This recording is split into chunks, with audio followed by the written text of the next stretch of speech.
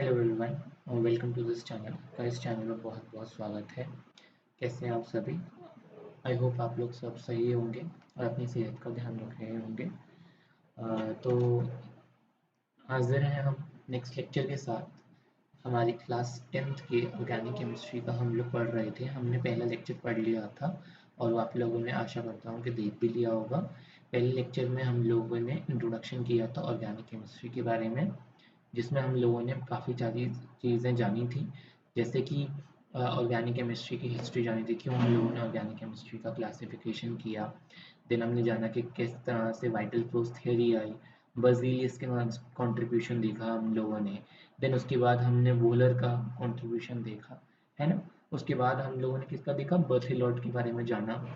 इस तरह से कंपाउंड, पहला ऑर्गेनिक कंपाउंड सिंथेसाइज हुआ था, यूरिया सिंथेसाइज हुआ था एक इनऑर्गेनिक कंपाउंड अमोनियम साइनेट से। वो चीज़ देखी हमने, इनऑर्गेनिक और ऑर्गेनिक का कंपैरिजन किया।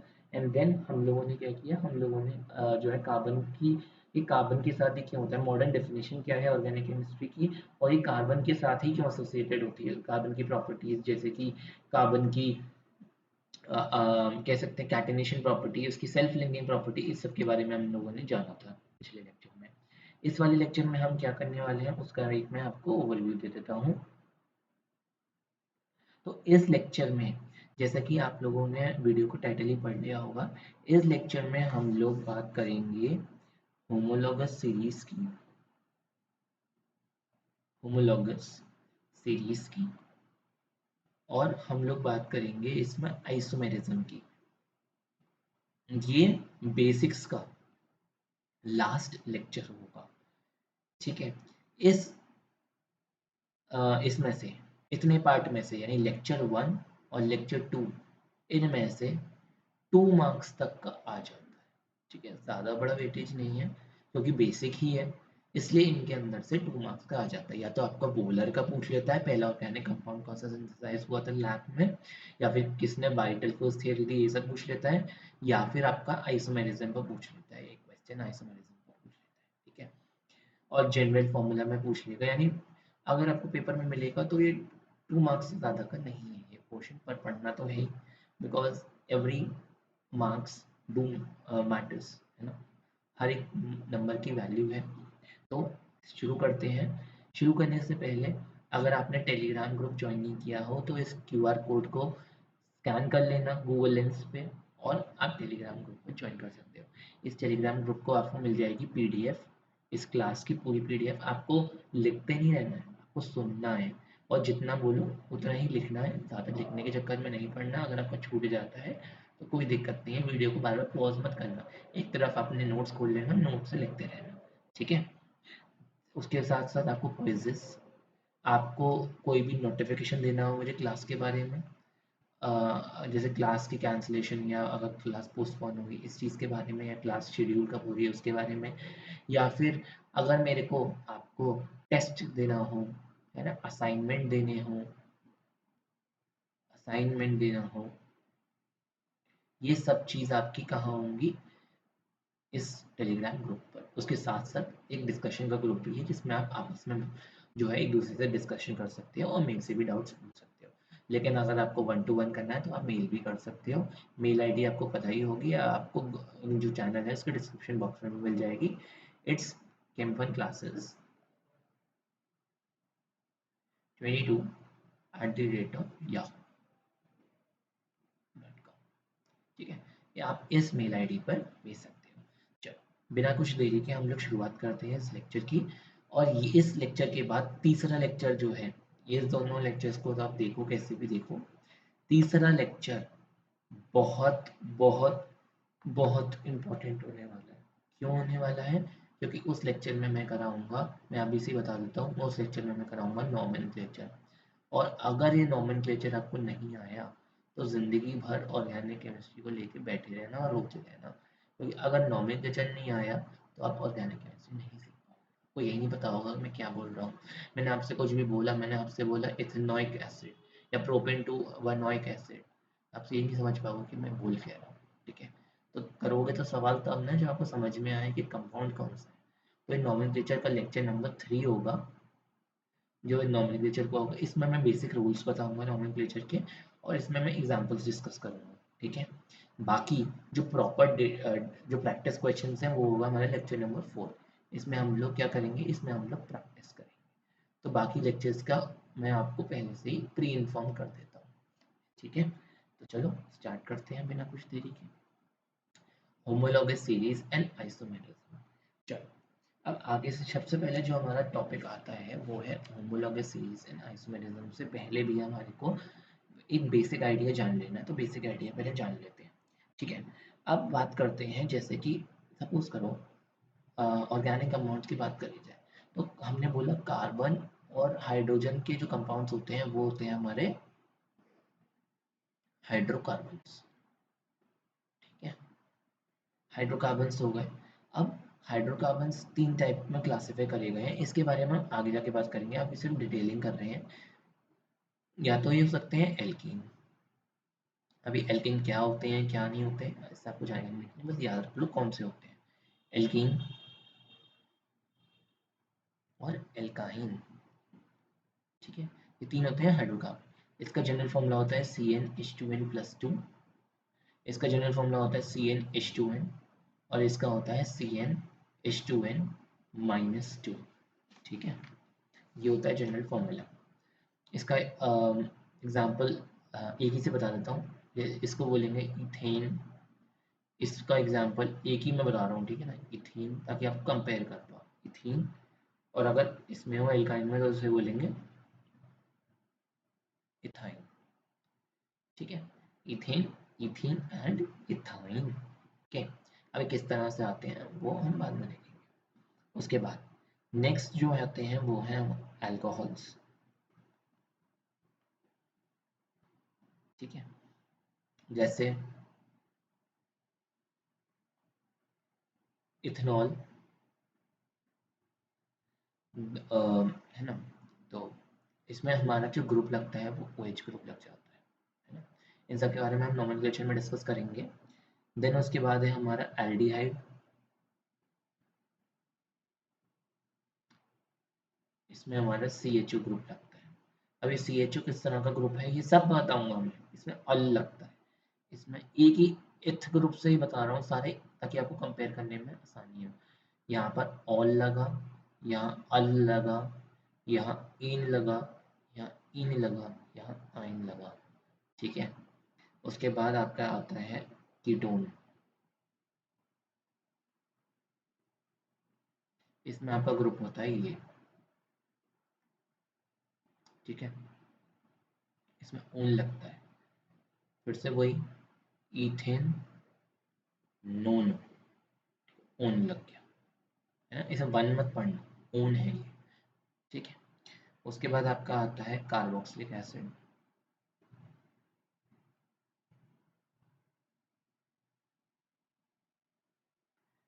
COH ग्रुप होता है, इसमें आपका लगता है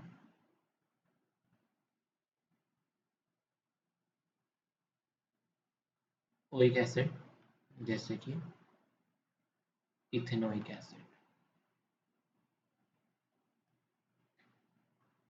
ईथर, जैसे कि आपका COC ग्रुप, इसमें आपका लगता है एल्कोक्सी ईथर,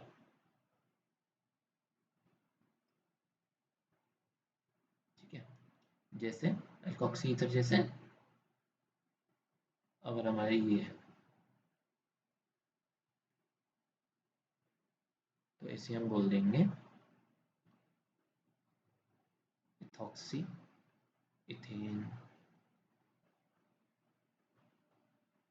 ठीक है।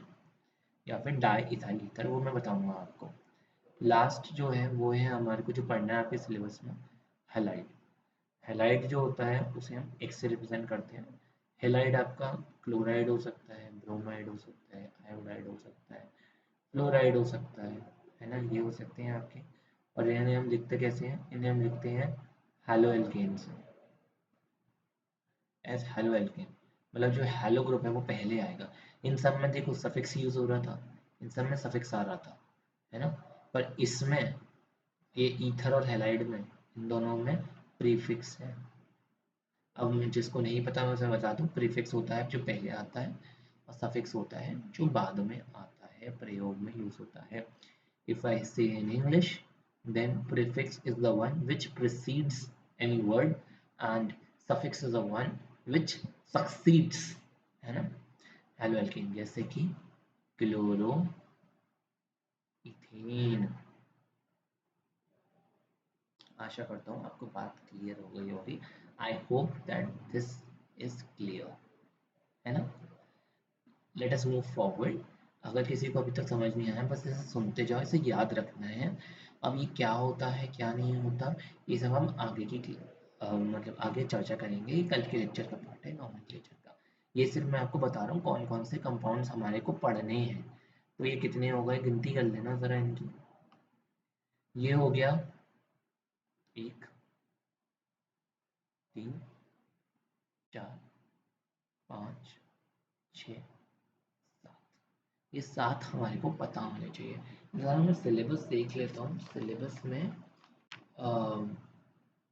यार मेरे को तो नहीं लगता कि कोई और था, एक बार क्रॉस चेक कर लेता हूँ।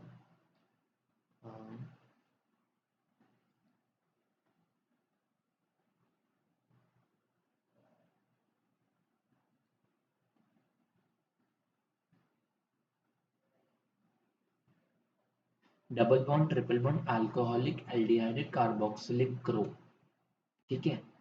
तो इन्होंने ईथर मेंशन नहीं किया है एज सच, ध्यान से सुनना।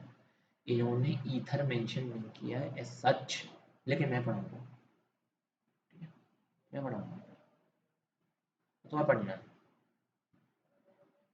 क्योंकि बेसिक्स क्लियर होना बहुत ज़रूरी है। तुम वही लोग हो जो 10वीं में नहीं पढ़ोगे, या फिर जिन्हें कोई और स्ट्रीम लेनी तो उनकी तो बात तो अलग है।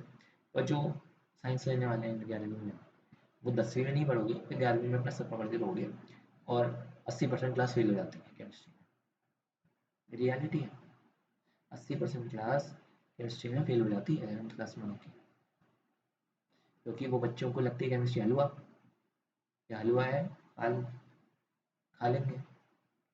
11th क्लास में तो चढ़ जाते हैं आती।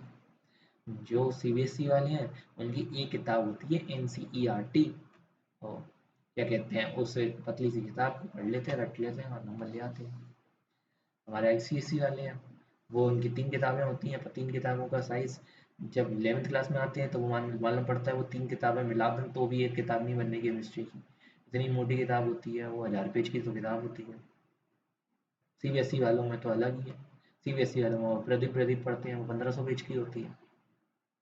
उनके वैसे तो थोड़े जाते हैं, 80% क्लास फेल हो जाती है। तो मैं सब एकदम वो ना करो, परेशान ना करो, इसलिए मैं पहले से ही कुछ चीज़ें एक्स्ट्रा लेके चल रहा हूँ। और यकीन मानो, मेरे स्टूडेंट्स का फीडबैक है ये, तो मुझसे पूछ लेना, किसी दिन बात करवा दूंगा। किसी को भी बात करनी है तो मुझे बता देना, मैं नंबर दे दूंगा, आपको बता दूंगा।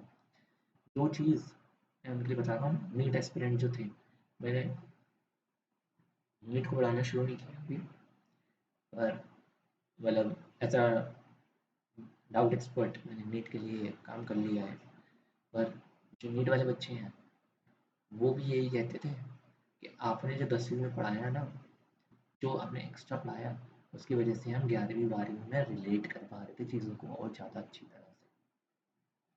समझ में आ रही है। तो अगर आप नींव ही अच्छी रखोगे, अगर आपकी फाउंडेशन ही अच्छी होगी, तो आगे जाके चीज़ों में आपको दिक्कत नहीं होगी। लेकिन आपने 10वीं तक केमिस्ट्री का सी भी नहीं पढ़ा, रट रटा के पास हो गए, और 11वीं क्लास में ले ली साइंस, और उसमें केमिस्ट्री ने बजा दी है बाजे, तो दिक्कत होगी। It will create a problem for you all. So it's better कि अपनी फाउंडेशन को स्ट्रॉन्ग रखें। Okay, again I am saying, if you have any problem regarding the language, you can tell me. I only know 2 languages fluently, that is English and Hindi। और भी आती हैं, थोड़ा French और जर्मन भी आता है, इतना नहीं आता मुझे, पर ठीक है। तो बहुत थोड़ा बहुत गुजराती और बंगाली आ जाती है, बट उसमें मैं पढ़ा नहीं सकता। तो I know only 2 languages, that is English and Hindi, and I'll try to be bilingual. But if you have any problem with any of the languages, then do let me know. I can't change my language to entirely English, but I can change it to bilingual. Yeah, it will be either Hindi और bilingual, है ना? तो मुझे बता देना। Next, चलो move करते हैं आगे की कहानी की तरफ। अब हम पहले बात कर लेते हैं हाइड्रोकार्बन्स के बारे में। अगर मैं हाइड्रोकार्बन्स की कहानी की बात करूं, तो हाइड्रोकार्बन्स में आपके क्लासिफिकेशन देखना है हमारे को। तो मैं एक टेबल बना रहा हूँ, ठीक है? उस टेबल के अकॉर्डिंग आप चलते जाएंगे। ओके,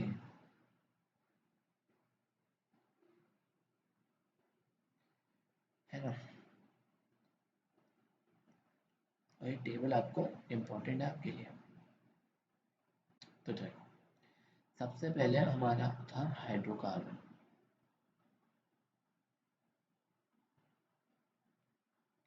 ये हाइड्रोकार्बन डिवाइड हुआ दो पार्ट, ठीक है? देखो अब हमने क्या उठाया है, हमने ये सब नहीं उठाए हैं बाकी के, हमने ये पहला वाला उठाया है हाइड्रोकार्बन बस। अब इसमें एल्केन एल्कीन एल्काइन तो होते हैं, पर इसका इससे भी बड़ा क्लासिफिकेशन होता है, वो देखते हैं पहले। तो हमारे लिए कितना जरूरी है वो मैं बता देता हूँ। सबसे पहले होते हैं एलिफेटिक,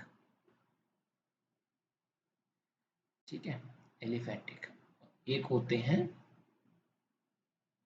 एरोमेटिक, ठीक है?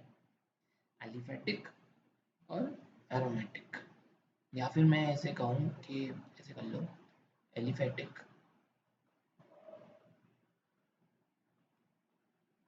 और साइक्लिक। और साइक्लिक में भी दो साइक्लिक होते हैं, एक होता है हमारा कौन से, क्लोज चेन वाले, और दूसरे होते हैं हमारे एरोमेटिक वाले, ठीक है? अब एलिफेटिक वाले में भी दो टाइप के होते हैं, एक होते हैं सैचुरेटेड,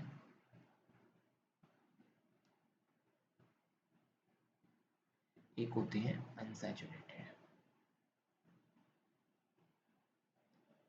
इसे वीडियो को कृपया करके 1.5x पर देख लेना क्योंकि बहुत धीरे पढ़ा रहा हूँ, ठीक है? अब अनसैचुरेटेड में दो होते हैं, एक होता है हमारा एल्कीन, एक होता है एल्काइन। ये जो ई आइन है ना, वो इसके बंधु हैं। और सैचुरेटेड में होता है हमारा इन।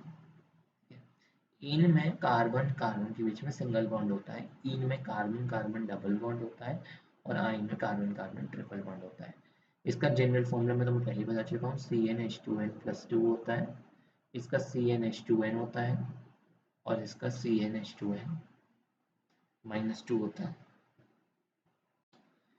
क्लोज्ड में जो कंपाउंड्स हैं, ये क्लोज्ड रिंग कंपाउंड्स होते हैं, जैसे कि इस टाइप के। एरोमेटिक कंपाउंड्स जो होते हैं, ये बेंजीन के खानदान के लोग होते हैं, ठीक है? बेंजीन के खानदान के लोग, बेंजीन के लाइक, बेंजीन लाइक। मैंने ये नहीं बोला बेंजीन ही होता है, मैंने कहा बेंजीन लाइक होते हैं। बेंजीन क्या होता है? बेंजीन एक सॉल्वेंट होता है, ठीक है? अब आगे दृष्टि डालते हैं इन पे। हमने हाइड्रोकार्बन की बात करी, हाइड्रोकार्बन में हमने एलिफेटिक की बात कर ली, एले और साइक्लिक की बात कर ली। अब सैचुरेटेड की बात करी और अनसैचुरेटेड की बात करी। अब मैं इन सबको अलग अलग डिस्कस करूंगा, सैचुरेटेड और अनसैचुरेटेड किस तरह से होते हैं, ठीक है? तो देखो, अब बात करते हैं सैचुरेटेड और अनसैचुरेटेड की। तो सैचुरेटेड में मैंने पहले बता दिया, इसमें एल्केन आते हैं। अनसैचुरेटेड में एल्कीन और एल्काइन आते हैं। इनका जनरल फॉर्मूला CnH2n+2 होता है, इसका CnH2n होता है, CnH2n-2 होता है। क्या होता है ये? बस जनरल कार्बन, C मतलब कार्बन और NH मतलब हाइड्रोजन। अभी इसमें कितने कितने ये बताया हुआ है, इनका कॉम्पोजिशन कितने कितने होते हैं, वो हम जब हम वो बात करेंगे होमोलॉगस सीरीज की, तब इस बारे में बात बताऊंगा मैं तुम्हारे पूरा। बस इतना याद रखना है आपको। अब सैचुरेटेड वर्सेस अनसैचुरेटेड, ठीक है? सैचुरेटेड वर्सेस अनसैचुरेटेड क्या होते हैं? तो बस इतना याद रख लो कि जो सैचुरेटेड वाले होते हैं ना, हाँ, तो ये सैचुरेटेड वाले जो होते हैं, इनके अंदर कार्बन सिंगल बॉन्ड कार्बन है। तो ये कार्बन है, अरे कार्बन है। अब मेरे इसका रंग कार्बन है, तो इनकी कितनी वैलेंसी सेटिस्फाइड हो रही है? 1 2 3। इनके अंदर 4 सिंगल बॉन्ड हैं, याद रखना। देखो 1 2 3 4, ठीक है। पर अगर एल्कीन है तो ये कार्बन डबल बॉन्ड कार्बन हो गया। तो सिंगल बॉन्ड कितने हैं इनके अंदर? 1 और 2, सिर्फ 2 सिंगल बॉन्ड हैं, ठीक है। एक डबल बॉन्ड है इसके अंदर, ठीक है। और एल्कीन है, एल्काइन है, तो सिर्फ एक सिंगल बॉन्ड है इसके अंदर, ठीक है। तो इसकी अंदर 3 4 सिंगल बॉन्ड है, इसके अंदर 2 है, इसके अंदर एक ही सिंगल बॉन्ड है। सेकेंड पॉइंट इसमें जो आता है वो बहुत इंपॉर्टेंट है, बहुत इंपॉर्टेंट, एग्जाम में फिलअप्स में पूछा जाता है। सैचुरेटेड कंपाउंड्स अंडरगो करते हैं सब्स्टिट्यूशन रिएक्शन, जबकि अनसैचुरेटेड अंडरगो करते हैं एडिशन रिएक्शन, ठीक है। समझ में आया बंधु? ये क्या होते हैं? सैचुरेटेड है, सपोज करो सैचुरेटेड है, सैचुरेट हो गया है ना, वो पक चुका है तुम्हारे संग रह रह के, तो वो उसे क्या चाहिए? वो तुम्हारे संग सैचुरेट हो चुका है रह रह के, तो सब्स्टिट्यूशन चाहिए, उससे कोई अल्टरनेटिव चाहिए, ठीक है, कुछ अलग कुछ चाहिए। तो वो कहता है मुझे तुम्हारे संग रहना पसंद नहीं है, मेरे को कोई और चाहिए। तो वो क्या करता है? जैसे CH4 है, मीथेन है, तो वो क्या है, अब वो 4 हाइड्रोजन के संग रह रह के पक गया है। तो वो क्या करता है? उसने अपने संग किसी एटम को बुलाया, इसी किसी को उसको बुलाया, और उसको क्या कर लेता है? सब्स्टिट्यूट हो जाता है ना? क्या करता है? सब्स्टिट्यूट हो जाता है। एक हाइड्रोजन को कहता है पहली फुर्सत में निकल, और अपने संग जो है अपने एक्स को जोड़ देता है। और अब एच बेचारा क्या करे? एच को घर से बाहर निकाल दिया, एच कहाँ रहेगा? तो एच इसके साथ ये जोड़े में आता है, X2 है ना, डायटोमिक है। तो ये क्या करता है? ये इसके संग ले निकल जाता है। तो तू भी खुश, मैं भी खुश। तेरे को वैरायटी चाहिए थी, इसके पास घर नहीं था तो इसे घर मिल गया, इसे वैरायटी मिल गई। इतना समझ लो। अब एडिशन रिएक्शन की क्या कहानी है? एडिशन रिएक्शन में क्या है? एडिशन रिएक्शन में ये जकड़े हुए हैं, यहाँ ही डबल बॉन्ड की बंदिशों में है, ठीक है। ये जेल है, डबल बॉन्ड की बंदिशों में है। इन्हें चाहिए कोई ऐड हो, कोई आके इन्हें आज़ाद कराए। कोई आता है बाहर से और इनके डबल बॉन्ड को तोड़ जाता है। वो double single carbon double bond carbon है, कोई आया, जैसे सपोज करो एक्स आया, तो उसने क्या किया? उसने इनके बॉन्ड को सिंगल कर दिया। अब आया है तो बॉन्ड सिंगल करेगा तो वो जुड़ जाएगा इनके साथ, ठीक है कि नहीं? अगर उसने बॉन्ड को जोड़ा तो कहते बॉन्ड तोड़ा और इसे जोड़ दिया। और यकीन मानो अगर तुम ये बात समझ गए तो तुम्हें आगे दिक्कत नहीं आने वाली, क्योंकि ये जो मैंने तुम्हें बताया है ये hydro halogenation reaction, D halogenation reaction, D मतलब कहते हैं hydro halogenation reaction, hydration reaction, halogenation reaction, hydrogenation, और आपकी सब्स्टिट्यूशन, एडिशन रिएक्शन, सब में काम आएगा। समझ में आई बंधु? चलो, कोई भी डाउट हो कमेंट सेक्शन में बिंदास बोल देना, ठीक है। आगे बढ़ते हैं। आगे बढ़ के अब जो मैं तुम्हें चीज़ बताने वाला हूँ वो है हाइड्रोकार्बन में हमने ये तो हमारी एलिफेटिक की कहानी होगी, ठीक है। अब एक साइक्लिंग भी थी, साइक्लिंग में 2 बताए थे मैंने। एक बताया मैंने आपको क्लोज्ड, है ना, और एक बताया मैंने आपको एरोमेटिक वाले। एरोमेटिक वाले आपके सिलेबस में ज़्यादा नहीं है, आपके सिलेबस में बेंजीन है, ठीक है। बस बेंजीन का एग्जांपल है, एक मैं देखो मैं पढ़ देता हूँ, मैं यकीन हो जाए कि मैं कुछ गलत नहीं पढ़ा रहा हूँ, मैं पढ़ देता हूँ, ठीक है। सिलेबस पढ़ लेता हूँ। Unique nature of carbon, formation of single double and triple bond, straight chain, branch chain, cyclic compounds, only benzene, ठीक है। सिर्फ और सिर्फ बेंजीन के बारे में और कुछ भी नहीं है, ओके। एरोमेटिक में आपका सिर्फ बेंजीन है, और क्लोज चेन कंपाउंड्स को हम लोग, क्लोज में जो साइक्लिक कंपाउंड्स होते हैं इन्हें हम लोग कार्बोसाइक्लिक कंपाउंड्स कहते हैं। जो कार्बन की साइक्लिक चेन है ना, अब देखो ये सिंपल है, इस तरह के कंपाउंड्स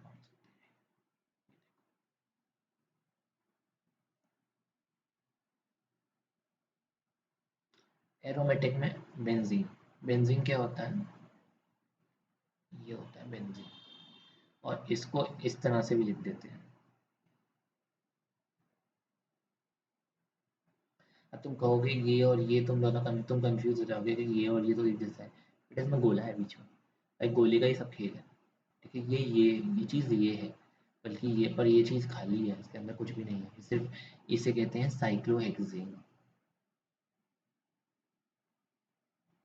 जबकि इसे कहते हैं बेंजीन। ठीक है, समझ में आई बंधु? ऐसी अब ये तीन का है तो तीन को क्या कहते हैं? इसे कहते हैं प्रोपेन। और साइक्लिक है तो इसे कहेंगे साइक्लोप्रोपेन। इसे कहते हैं ब्यूटेन।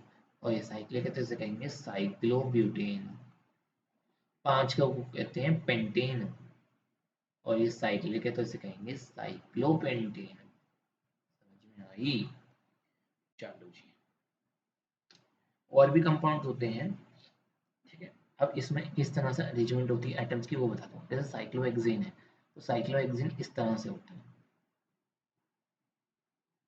इस रिंग का मतलब है इस तरह से कार्बन जुड़े हुए हैं सिंगल सिंगल। अब देखो ये कार्बन 1 2 4 5 और 6 है, ये कार्बन है। ठीक है, अब क्या होगा? इस तरह से ए, ये ये भाई चार वैलेंसी होती हैं, दो ही तो सेटिस्फाई नहीं हुई हैं, तो दो किससे होंगी? दो होंगी हाइड्रोजन से। यहाँ हाइड्रोजन आ जाएंगे। कलर बढ़िया है, एक्वा कलर। एक तो कलर में भी इतनी वैरायटी होती है, green, sea green, pink, salmon pink, baby pink. चलो छोड़ो। तो दो इसमें, अब हाइड्रोजन कितने हैं? तो मैं हाइड्रोजन पूछूं तो हाइड्रोजन कितने हैं इसमें? 12 हैं। कार्बन कितने हैं? 6 हैं। पर बेंजीन के केस में क्या होता है, यहाँ बीच में डबल बॉन्ड है, तो डबल बॉन्ड होने की वजह से ये इस तरह से है। ये ऑल्टरनेट होता है। Double bond single bond, double bond single bond, और फिर यहाँ पे डबल बॉन्ड सिंगल बॉन्ड।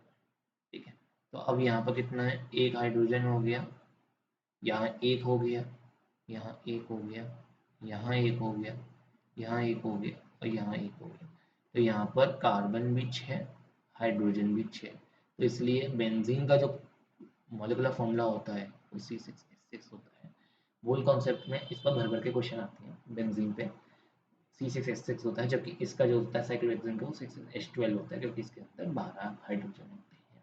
और याद रखना, इसमें हम लोग जो नंबर होता है उसे हम सबस्क्रिप्ट में लिखते हैं, सुपरस्क्रिप्ट में नहीं लिखते। ऐसा मत कर देना कार्बन 6 हाइड्रोजन 12, या फिर कार्बन 6 हाइड्रोजन 12। ये बिल्कुल ही गलत है।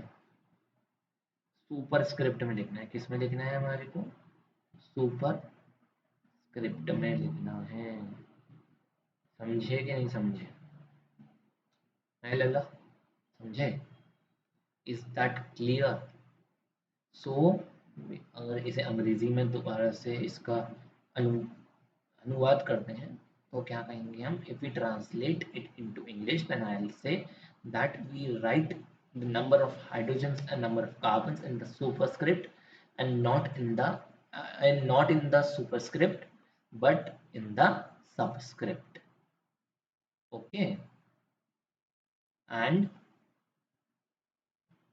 this is cyclohexane, whereas this is benzene. It has 12 hydrogen atoms, whereas it has 6 hydrogen atoms. The number of hydrogen here are halved because there are 3 alternate double bonds present, and the valency of carbon can't exceed 4. So we have to satisfy this 4. So it is 1, 2, 3 and 4.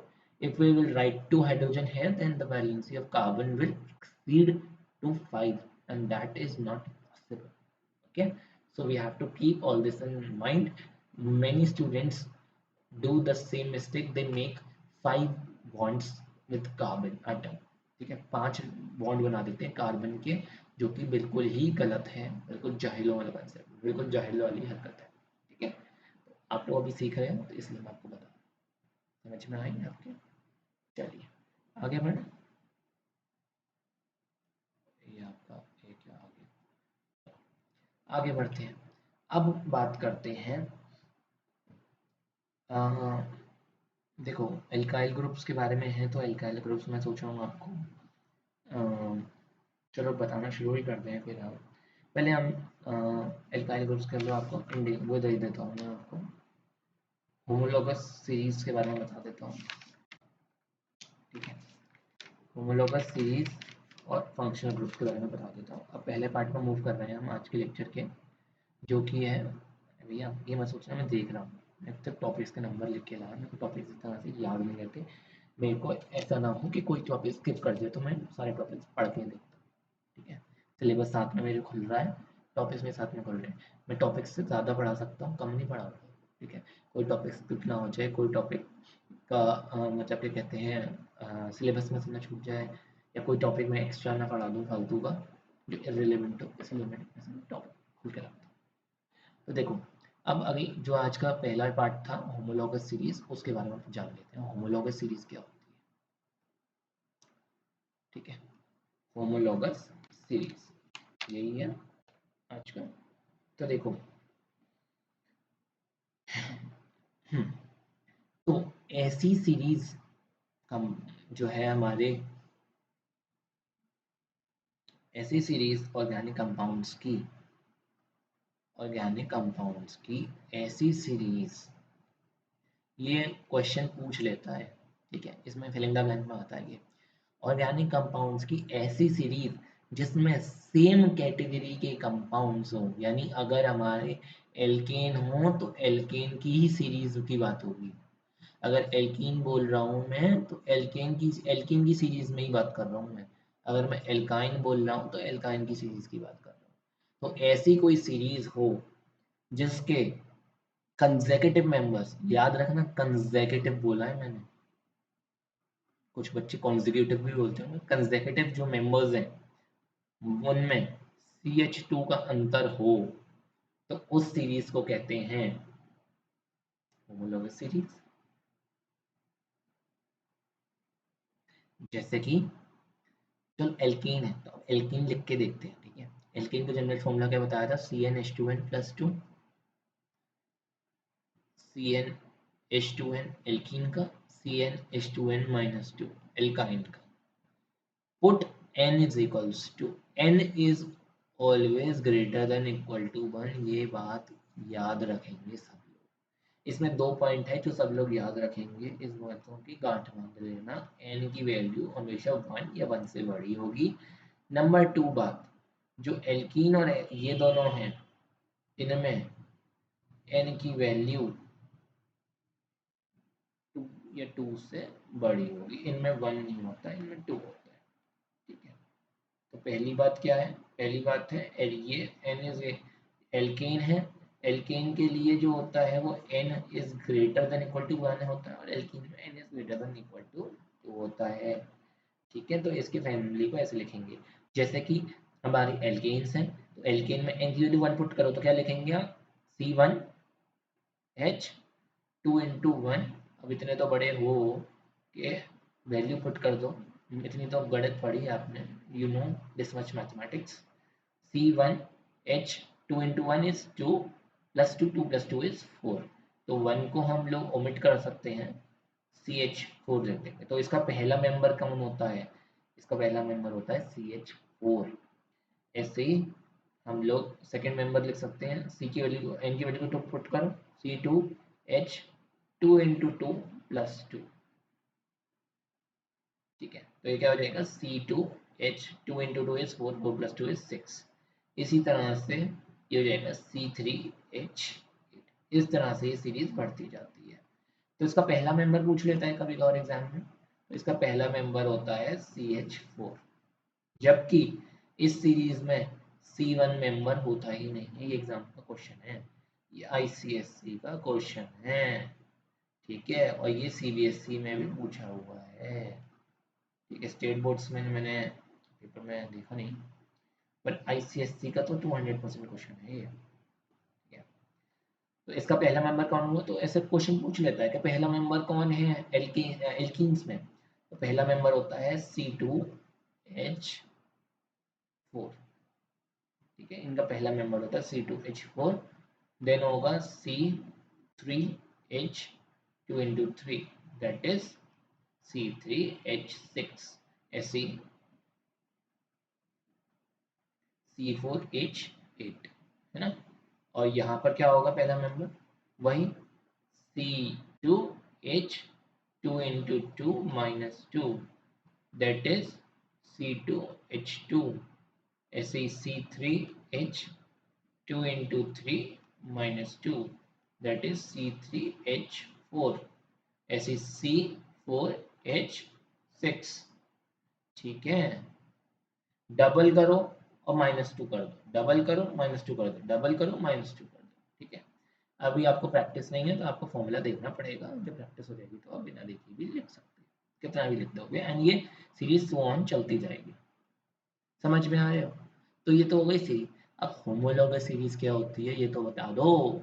तो बेटे homologous series अब ये तो लिखी है आपने, देखो जनाब, पहला मैंने कहा एक ही सीरीज के अंदर होंगे, तो पहले सीरीज देखना, CH4 है और C2H6 है, तो हम क्या करते हैं, बड़े में से छोटा माइनस करते हैं, हमेशा मैथ्स में पढ़ा होगा, बड़े में से छोटा माइनस कर दो C2H, और सेम चीज़ को कंपेयर करते हैं, अगर आपको दिया जाए x - 2 = 0 और y - 2 = 2 - 1, तो आप क्या करोगे, सेम सेम को तो कंपेयर करोगे, x को x से कंपेयर करोगे, या मतलब कहने का तात्पर्य ये है इजिकल्स टू x को x से कंपेयर करते हो, y को y से कंपेयर करते हो ना मैथ्स में, तो क्या करोगे आप, यहाँ पर भी तो सेम ही सेम का कंपेयर करोगे, तो यहाँ पर 2 - 1 ये 1 है, तो 2 - 1 करेंगे तो कार्बन में हो गया 1, हाइड्रोजन 6 है, तो 6 में से 4 गए तो हाइड्रोजन कितना बचा, 2 बचा, तो C1H2 है CH2, है कि नहीं इन दोनों में बताओ,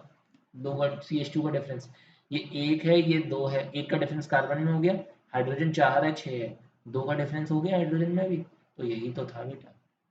और आगे करके देख लो, तुम्हारा मन नहीं माने तो 2 और 3 में करके देख लो, कार्बन 3 है 2 है, 3 में से 2 गए तो एक, कार्बन में एक का डिफरेंस है, हाइड्रोजन 8 और 6, 2 का डिफरेंस है 2 का, तो मतलब ये सेम, अगर हमारा डिफरेंस CH2 का नहीं आया तो मतलब वो दोनों एक ही सीरीज के नहीं है। अब तुम ये देख लो, झूठ मानो तो C2H6 देख लो, C2H6 और C2H4 को देख लो, 2 में से 2 गए, कार्बन 0, H 6 में से 4 गए 2, C0H2, H2 का डिफरेंस है, क्या दोनों होमोलॉगस सीरीज में आते हैं, नहीं आते, क्यों नहीं आते, क्योंकि क्या कहते हैं इनके अंदर CH2 का डिफरेंस नहीं है, और सही बात भी है, अरे भाई ये एल्केन में आती, ये एल्केन है ये एल्कीन है, एक ही खानदान के कहाँ ही है, तो ये चीज प्रूव्ड भी हो गई, हमने प्रूफ भी कर दी, ठीक है। एल्कीन एल्काइन में देख लो, C2H2 है, C3H4 है, देख लो, 3 में से 2 गए 1, 4 में से 2 गए 2, CH2 का डिफरेंस आ गया।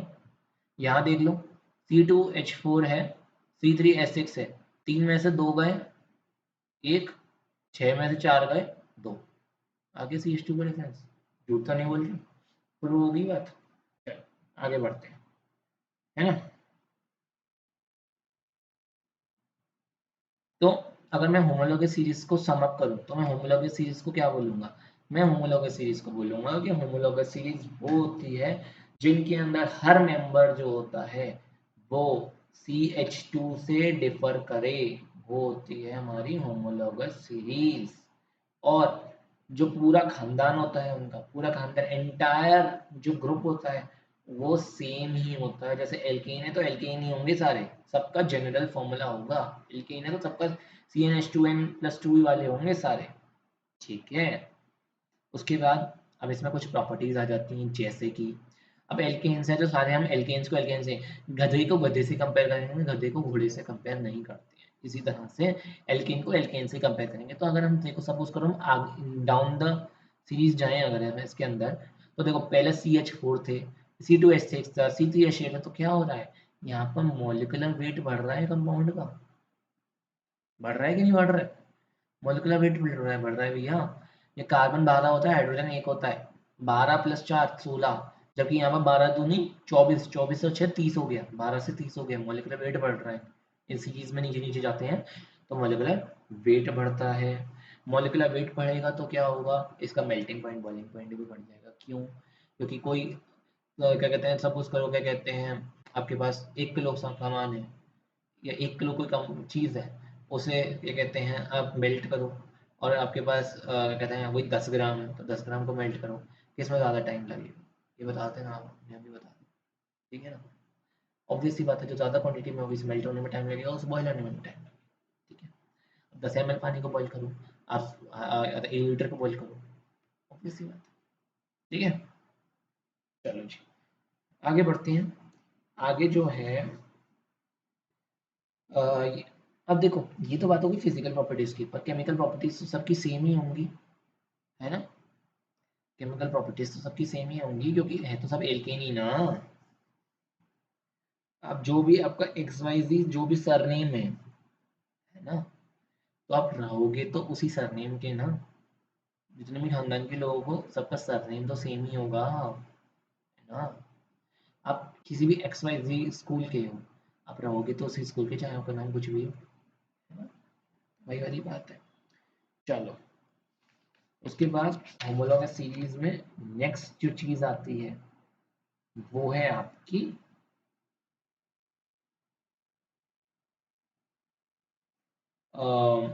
Root word. मैं सोच रहा हूँ आपको रूट वर्ड बताऊं कि नहीं बताऊं अभी। रूट वर्ड,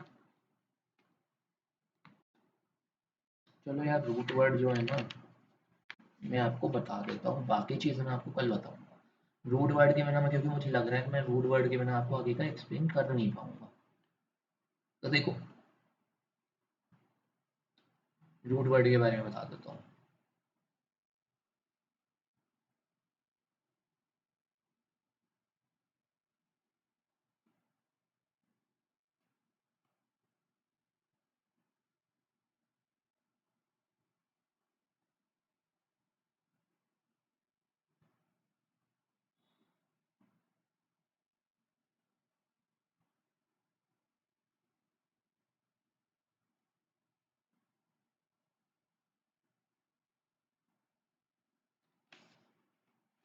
हम्म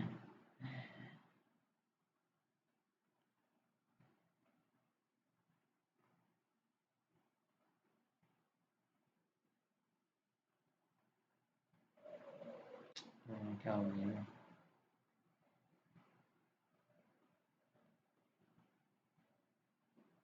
मैं सोचा था मैं गूगल पे फोटो निकाल लूँ, पर ऐसा हो ना सका। टेबल को ध्यान से देख लेना, ठीक है, और दिमाग में छाप लेना इस टेबल को।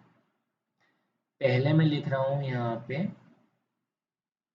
नंबर, यहाँ पर लिख रहा हूँ मैं carbon, number of carbon, carbon representation है, और यहाँ पर है रूट वर्ड।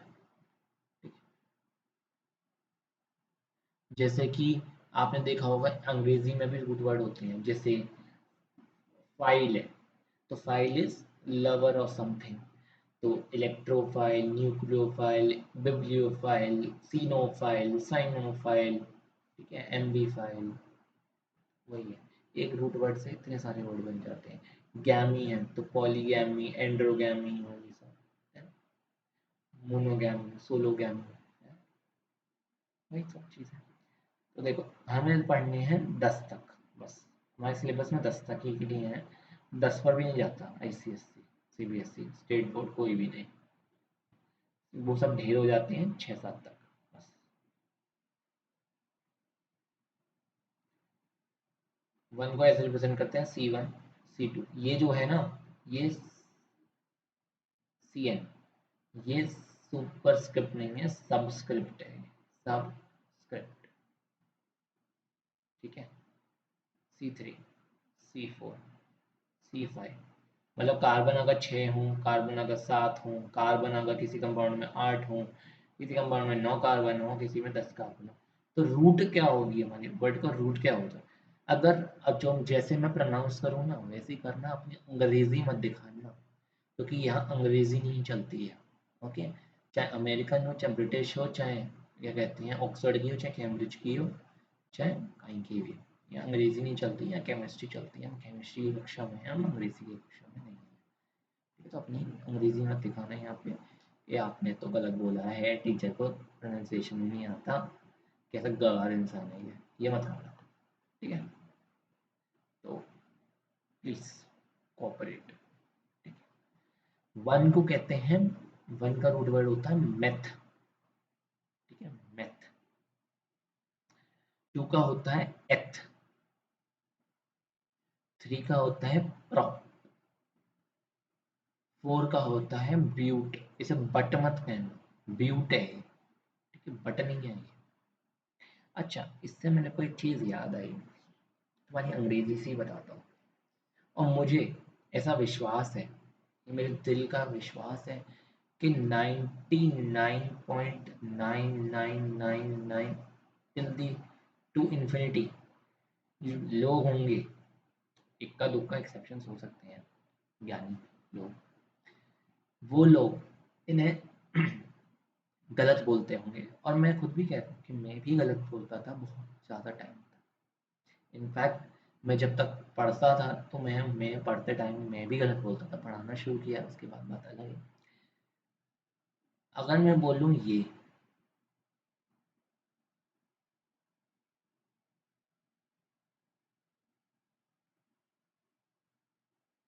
तो कुछ लोग, मैं बोलूँगी कि ये क्या है, तुम क्या बोलोगे?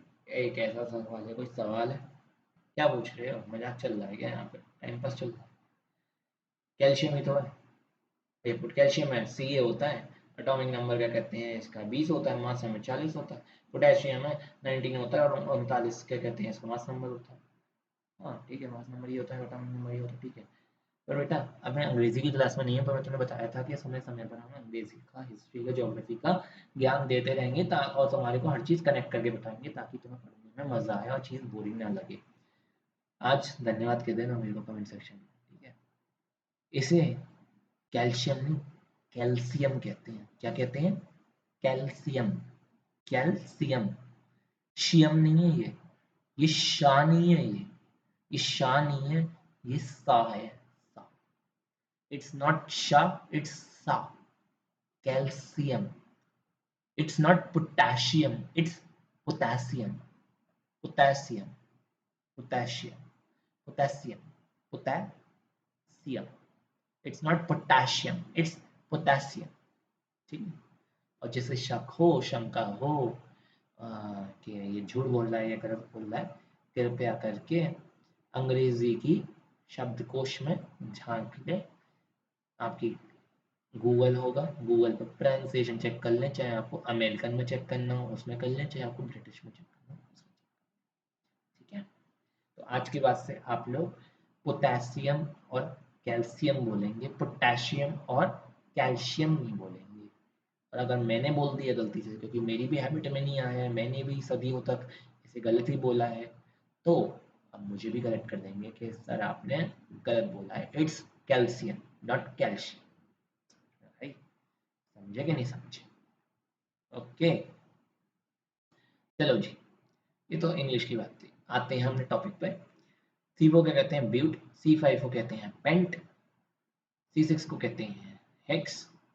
C7 को कहते हैं हेप्ट। C8 को कहते हैं ऑक्ट। इसे कहते हैं नॉन। इसे कहते हैं डेक। ठीक है, समझे? यही यूज करना है हमारे को। ओके, अब इसके बाद जो होते हैं आगे भी होते हैं, जैसे कि दो डेक होता है ना। मैं पढ़ाता भी हूँ कुछ, जो 11वीं क्लास के बच्चे नोमेनक्लेचर सीखते हैं, 11वीं क्लास में पढ़ाता हूँ मैं, पर आप लोगों के लिए 10 तक ही काफ़ी है। ये बोर्ड जो है वो आपके लेवल पे 10 तक भी नहीं जाता, उसकी इतनी हिम्मत भी नहीं है। तो ये मैंने क्यों पढ़ाए हैं, ये मैं पहले पढ़ा देता, बाद में पढ़ाता हूँ, पर मैंने इसलिए पढ़ाया कि आपको फिर यही लगता रहेगा कि ये मीथेन क्या होता है, इथेन क्या होता है। तो बस इतना याद कर लेना। जैसे एल्केन है तो मैंने CH4 बनाया, तो अब आपको पता चलेगा कि एक कार्बन है तो मैंने मेथ लगाया, और ये एल्केन है तो मैंने सफिक्स में एन यूज कर दिया, तो ये मेथेन हो गया। ठीक है, ये मेथेन हो गया, इसलिए हम मेथ कहते हैं, तो मेथेन हो गया। ओके, डिटेलिंग में हम इसकी आगे बढ़ेंगे। अब इसके बाद आपकी होमोलॉगस सीरीज हो गई। मैंने आपको यहाँ फंक्शनल ग्रुप बताए थे। फंक्शनल ग्रुप मैंने आपको याद करो यहाँ पे बताए दिए थे, ये रहे ये रहे। हाइड्रोकार्बन्स के लिए हमारा ये लगता है। अल्कोहल का ग्रुप होता है OH, एल्डिहाइड का होता है CHO, कीटोन का होता है ये, कार्बोक्सिलिक एसिड का होता है COOH, ईथर का होता है ये, और हैलाइड का होता है X से रिप्रेजेंट करते हैं। ये हमारे फंक्शनल ग्रुप हो गए, ठीक है। और मैंने आपको जनरल फॉर्मूले भी बता दिए थे। ये इस तरह से रिप्रेजेंट करते हैं, इसे ROH रिप्रेजेंट कर लेते हैं, इसे RCHO। R मतलब कोई भी एल्काइल ग्रुप। अब एल्काइल ग्रुप के बारे में बता ही देते हैं, काहे चिंता करते हैं। RCOR, RCOH, ROR, और क्या कहते हैं, हेलाइड को करते हैं RH, ठीक है। तो बता देते हैं, एल्काइल ग्रुप होता है CnH2n-1, ये होता है आपका एल्काइल ग्रुप।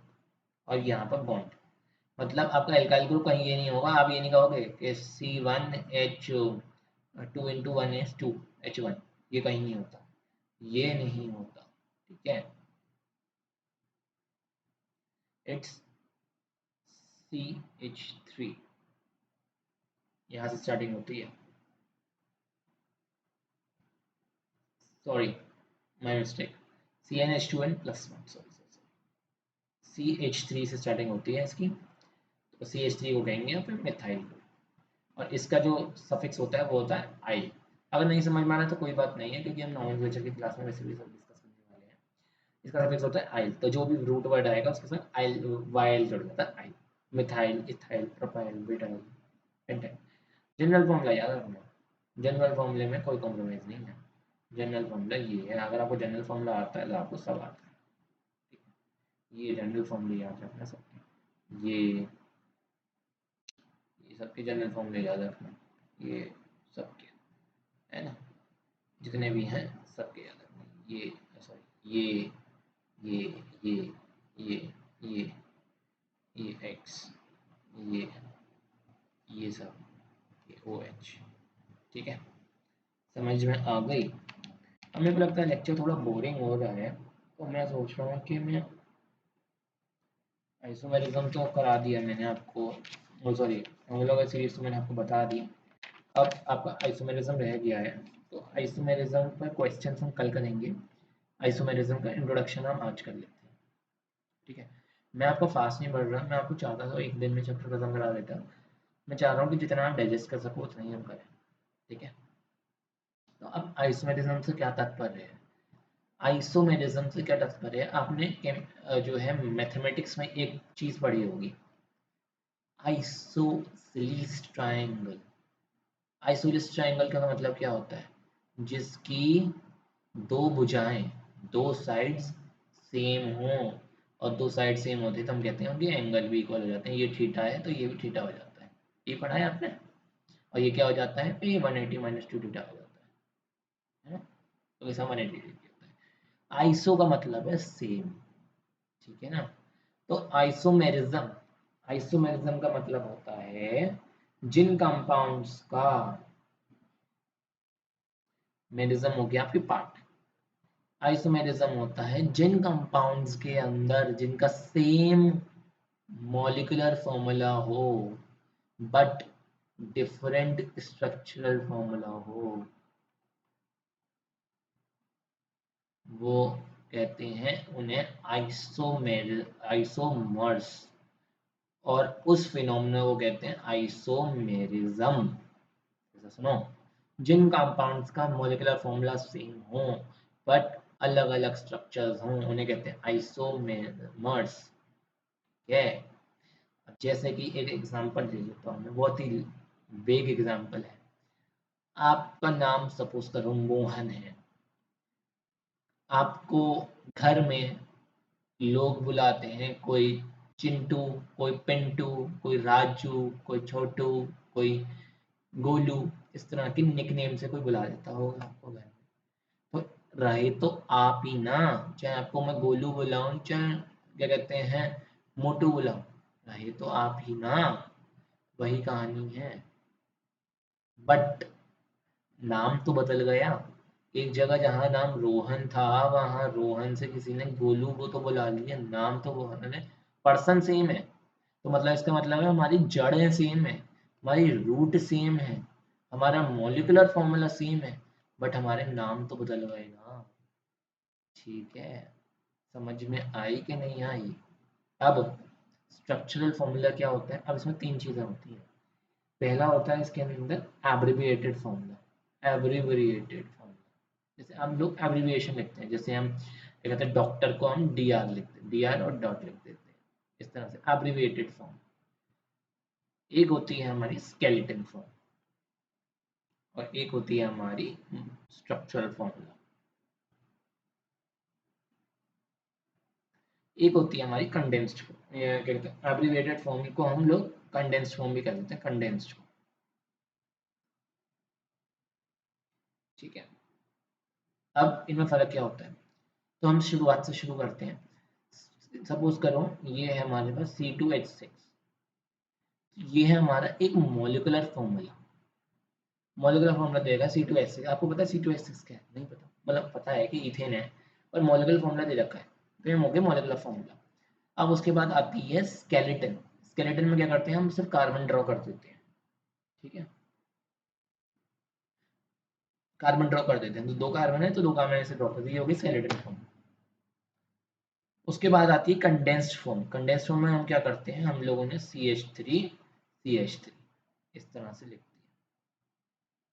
ठीक है, CH3 हमने इस तरह से लिख दिया, तो ये हमारी हो गई कंडेंस्ड फॉर्म, कंडेंस करके लिख दिया हमने। स्ट्रक्चर में क्या करते हैं, हमें स्ट्रक्चर लिखना है, हमें सारे धागे खोल देते हैं, सब कुछ खोल दो, खोल दो सबको, खोल दो, जो भी मिले सबको खोल दो, जो मिले खोल दो, सब खोल दो। ये ठीक है, वही सेम चीज है, ये भी वही है, ये भी वही है, ये भी वही है, ये भी वही है, पर लिखने का तरीका अलग है। मैंने यहाँ मॉलिक्यूलर फॉर्मूला लिखा, यहाँ स्केलेटन लिख दिया बस कार्बन का, यहाँ पर मैंने क्या कहते हैं एब्रिविएटेड फॉर्म लिखी, मतलब छोटा करके लिखा, और यहाँ मैंने धागे खोल दी। आपको जो एग्जाम में आता है, जो बोर्ड देता है एग्जाम में, बोर्ड आपको ये बनाने को कहता है, स्ट्रक्चरल फॉर्मूला कहता है, बोर्ड कहता है कि उसका स्ट्रक्चरल फॉर्मूला बताओ। और बोर्ड जो आपको एग्जाम में देता है, वो यही दोनों देता है। ठीक है, बनाने को ये हमेशा यही आएगा, और बोर्ड क्या कहते हैं, नोमेनक्लेचर में भी यही देगा, ये दोनों। समझ में आ रही है? समझे कि नहीं समझे? चला, ठीक है। अब देखो बेटे, लेक्चर हो रहा है लंबा, और तुम छोड़ दोगे वीडियो आधी में, मतलब यहाँ तक आए हो तो मतलब पढ़ने वाले बच्चे ही हो, मुझे मालूम है, पर वीडियो हो रही है लंबी। तो कल के लेक्चर में, जो अगला लेक्चर होगा, उस लेक्चर में हम करेंगे, मैं बता देता हूँ टॉपिक्स फॉर टुमारो। कल के टॉपिक्स हैं आइसोमेरिज्म का, मैंने तुम्हें इंट्रोडक्शन दे दिया, आइसोमेरिज्म के एग्जांपल्स देने हैं मुझे कल तुम्हारे, आइसोमेरिज्म के एग्जांपल्स। कल का टॉपिक है पहला आइसोमेरिज्म के एग्जांपल्स, और दूसरा टॉपिक है नोमेनक्लेचर के रूल्स। रूल्स, ठीक है, ये कल का टॉपिक रहेगा, छोड़ना मत क्लास। समझ में आ रही है? अंत में यही कहना चाहूंगा कि वीडियो पसंद आई हो तो लाइक करना, शेयर करना ज़्यादा से ज़्यादा, और चैनल पर नए हो तो चैनल को सब्सक्राइब करे बिना मत जाना, मैं बता रहा हूँ, अच्छा नहीं होगा। उसके बाद टेलीग्राम ग्रुप में जुड़ जाना डाउट्स वाउट्स के लिए। ठीक है, धन्यवाद, thank you very much, good bye, take care.